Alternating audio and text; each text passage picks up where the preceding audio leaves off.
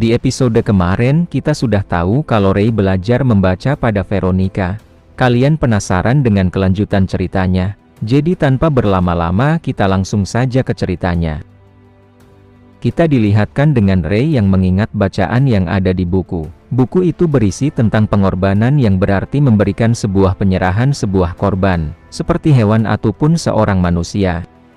Dan di sana Ray berpikir kalau itu pasti memakai anak jalanan sebagai korban, apalagi sihir ekstraksi yang ada di dalam cincin pasti ada hubungannya dengan permata merah. Karena sekarang jumlah anggota Kedrik berjumlah 66, itu pasti sangat menginginkan laporan dari Kedrik.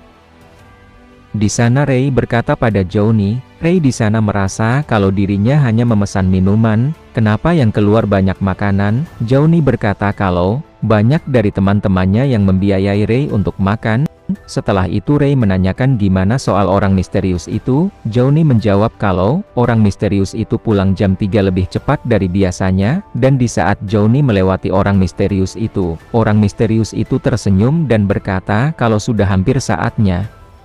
Setelah Ray menyelesaikan makannya, Ray langsung pergi dari tempat restoran tersebut dan lalu mau pergi ke tempat orang misterius. Di sana Ray merasa kalau ada petunjuk tentang Merkrit di dalam akan tetapi di sana Ray tidak tahu kapan orang misterius itu datang, dan Ray tidak bisa langsung gegabah untuk mencari tahu. Ray di sana kebingungan apa yang harus dilakukan. Dengan tiba-tiba ada seorang anak yang sedang berjalan-jalan di tempat tersebut, dan Ray di sana melihat anak-anak di sana. Setelah itu kita dilihatkan dengan anak-anak itu yang sedang mengobrol. Setelah itu Ray pun menghampiri anak-anak tersebut. Di saat Ray datang ke sana, salah satu anak di sana terkejut dengan kedatangan Ray. Setelah itu Ray memberi tugas atau misi untuk mengawasi di sekitar area di sana. Kalau ada orang misterius atau orang berpakaian hitam muncul, mereka harus langsung memberitahu Ray. Kalau mereka mengerjakannya dengan baik, Ray akan memberi mereka hadiah.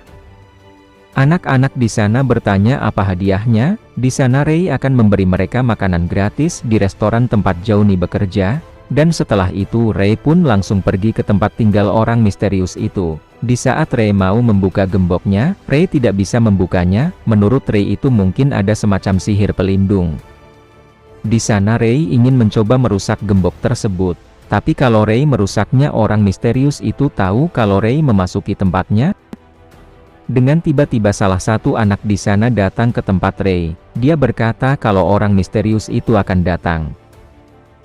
Ray pun langsung pergi meninggalkan tempat tersebut. Tetapi Ray mencoba untuk menunggu di depan tangga, apakah orang misterius itu mengenali dirinya atau tidak, karena saat dia memasuki ruangannya itu gelap. Di saat orang misterius itu datang dan Ray berada di depannya, orang misterius itu melirik Ray. Akan tetapi dia tidak menanyakan apa-apa dan langsung lanjut pergi ke ruangannya. Di sana Ray sudah menduga kalau orang misterius itu tidak mengenali Ray. Kita pun dilihatkan di keesokan harinya di sana ada Ray dan Kedrik. Di sana Kedrik merasa gugup. Ternyata Kedrik sudah berjanjian dengan orang misterius itu untuk ketemu. Di sana Kedrik bertanya pada Ray, tidak akan ada masalah kan? Di sana Ray menjawab, kalau Kedrik jangan khawatir, ikuti saja arahan Ray.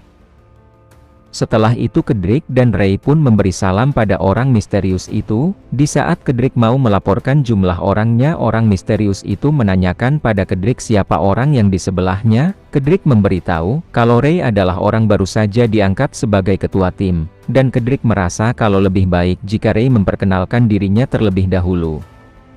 Di sana orang misterius itu menanyakan nama Ray. Dan Ray menjawab kalau dirinya adalah Niels. Ternyata Ray menggunakan nama samaran untuk memperkenalkan dirinya pada orang misterius itu. Setelah Ray memperkenalkan dirinya dengan nama Niels, Ray merasa kalau orang misterius itu melupakan pertemuan Ray dan dirinya kemarin. Setelah itu orang misterius itu menanyakan pada Kedrik, berapa banyak orang yang ada? Di sana Kedrik menjawab kalau totalnya 63 orang sekarang, dan Kedrik sudah memilih yang terkuat. Di sana orang misterius itu tertawa dengan keras karena semuanya berjalan dengan mulus. Setelah itu dia memberitahu Kedrik kalau setelah semuanya berkumpul dia akan membawa Kedrik ke organisasi. Di sana Kedrik gembira karena tidak percaya bisa menjadi anggota organisasi. Dan Kedrik berkata kalau itu adalah sebuah kehormatan bisa bertemu dengan orang misterius di sana. Di sana Kedrik hanya berakting gembira agar orang misterius itu tidak mencurigai dirinya. Yang sebenarnya yang dipikirkan Kedrik adalah kalau orang misterius itu tidak tahu malu karena orang misterius itu memakai baju compang camping yang tidak bisa menjadi eksekutif. Setelah itu tiba-tiba Ray bertanya, jika ada markas utama, apakah ada banyak cabang? Dan Ray penasaran sektor apa yang terdapat di markas utama? Di sana orang misterius itu berkata kalau tidak ada cabang di Merkrit dan para anggota berkelana sambil melakukan tugas mereka, dan markas utama ada di sektor 43. Di sana Ray menyadari orang misterius itu berbohong, karena ada sebuah getaran pada mana milik orang misterius itu. Setelah itu Ray menanyakan kembali, seperti apa bos dari Merkrit itu? Dengan tiba-tiba orang misterius itu merasa ketakutan setelah ditanya soal bos dari Merkrit, dan dia lalu membayangkan kalau bosnya itu sangat menakutkan. Setelah itu orang misterius itu berkata dengan badan yang bergetar ketakutan, kalau bosnya itu adalah orang yang luar biasa, dan orang misterius itu berkata kalau orang sepertinya tidak berani melihatnya. Di sana Ray melihat orang misterius itu merasa ketakutan. Setelah itu orang misterius itu menanyakan pada Kedrik, kapan dirinya akan pindah ke tempat tersebut. Kedrik menjawab kalau dirinya akan pindah dalam 2 hari. Dan orang misterius itu akan kembali dalam 3 hari lagi untuk mengecek siapa yang akan menjadi anggota. Di sisi Ray, dia menyadari kalau orang misterius itu sedang membuat sebuah sesuatu. Ternyata orang misterius itu sedang membuat sebuah formasi di tempat tersebut. Tidak lama setelah itu orang misterius itu sudah selesai membuat formasinya, dan lalu mengambil kristal merah di dalam bajunya, lalu orang misterius itu mengeluarkan aura sihir yang ada dalam batu merah tersebut. Di sana Kedrik bertanya pada Ray, kalau itu berbahaya, apa tidak ada masalah? Ray di sana berkata kalau itu tidak apa-apa. Dan setelah itu orang misterius menyebarkan batu merah itu ke tempat-tempat yang berbeda-beda. Di sana orang misterius berkata kalau mereka tidak perlu takut, karena yang dia tunjukkan adalah batu yang sama seperti yang ada di cincin Kedrik.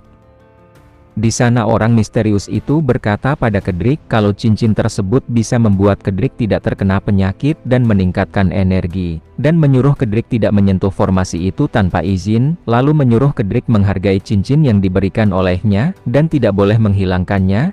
Dan Kedrik pun menjawab kalau dirinya akan mengingat perkataan dari orang misterius itu. Setelah itu orang misterius sudah mau pergi meninggalkan tempat tersebut. Setelah orang misterius itu pergi, Kedrik pun merasa lega karena orang misterius itu sudah pergi. Di sana Kedrik bertanya pada Ray, sekarang apa yang sedang orang misterius itu rencanakan? Ray di sana menjawab, kalau mereka harus mencari tahu sendiri, dan Ray menyuruh Kedrik untuk kembali ke hotel, tetapi Ray akan tetap di tempat tersebut, karena ada hal yang ingin Ray lakukan di tempat tersebut. Setelah Kedrik pergi, Ray melihat formasi yang telah dibuat oleh orang misterius itu. Ray di sana merasa kalau itu ada hubungannya dengan sihir.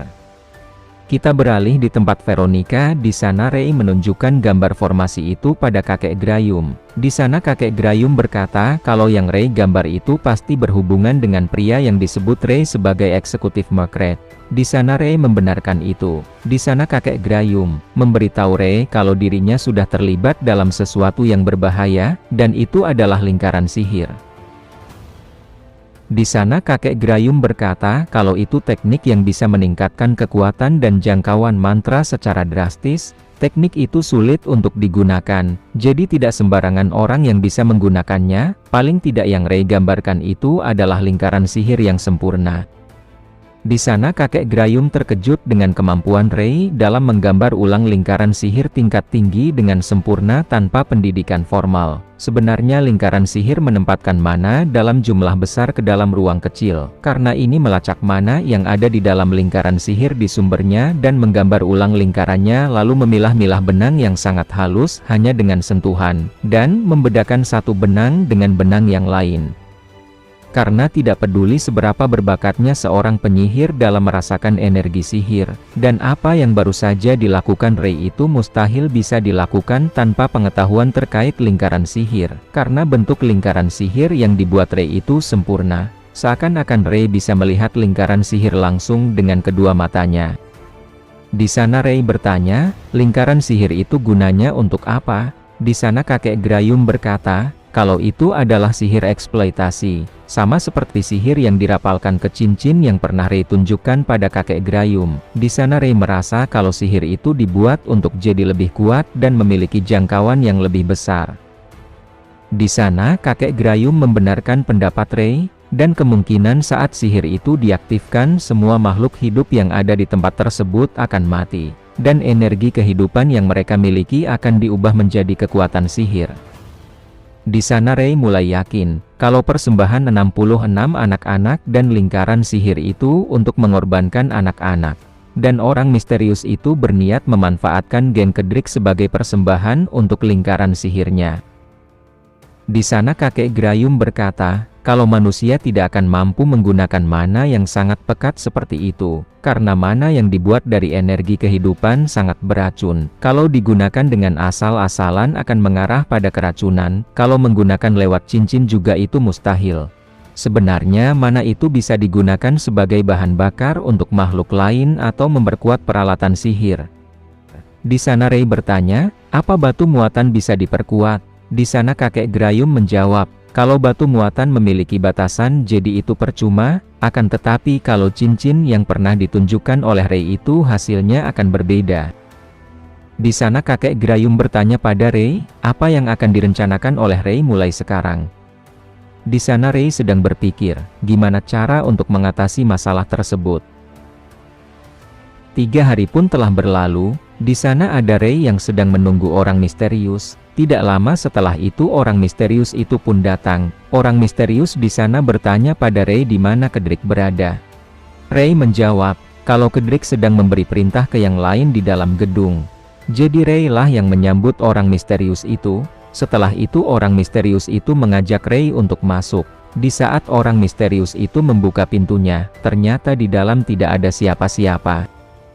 Setelah orang misterius itu mengetahui di dalam tidak ada siapa-siapa, dia pun langsung menyerang Ray, akan tetapi Ray masih bisa menahan serangan dari orang misterius tersebut. Setelah Ray menahan serangan dari orang misterius, Ray pun langsung mengeluarkan sihir apinya dan langsung melemparkan api itu ke arah orang misterius, akan tetapi serangan dari Ray masih bisa dihindari. Di sana orang misterius itu menanyakan siapa sebenarnya Ray itu. Ray di sana menjawab kalau dirinya Walter. Dia datang ke tempat tersebut, disuruh membunuh orang misterius tersebut. Di sana orang misterius itu tertawa dengan keras. Orang misterius itu menyangka kalau Ray adalah pembunuh bayaran. Apakah Ray bisa mengalahkan orang misterius tersebut? Kalau kalian penasaran, jadi jangan lewatkan di episode yang selanjutnya.